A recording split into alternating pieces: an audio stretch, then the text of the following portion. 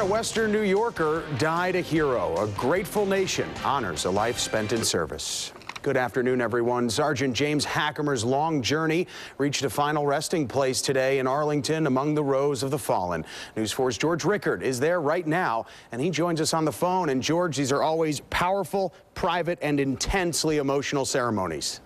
Very powerful, Joe. It was a beautiful ceremony and a beautiful morning. The rain stayed away for the entire service. It was solemn. It was formal. At least 150 friends and family made this trip to see Sergeant James Hackemer laid to rest in the same cemetery as JFK and military heroes from previous wars.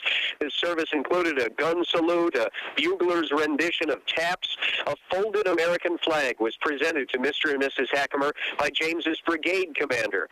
The wife of Admiral Mullen, the chairman of the Joint Chiefs of Staff's wife, knelt down in front of Mr. and Mrs. Hackemer and gave her condolences. Several of his fellow soldiers made this trip, and even a wounded veteran who lost his legs in Iraq 3 years before James and got to know him through his recovery at Walter Reed Army Medical Center made this trip. You will hear what they had to say, as well as how his parents feel about this beautiful service coming up at 5 and 6. Joe?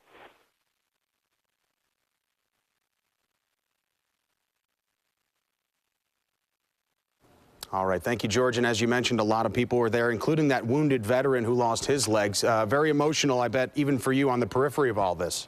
Absolutely. You know, we have followed him throughout. We've covered all of his homecomings, his recovery, his own personal accounts of what happened and how his life changed. And there was quite a difference between the Gowanda ceremony, which was a celebration of his life. This was a more solemn but a more final farewell that the family, even some of the family, admits this is what they needed for some closure. All right, George Rickard live in Arlington. Thank you so much for that report. And, of course, we'll have more from George later today.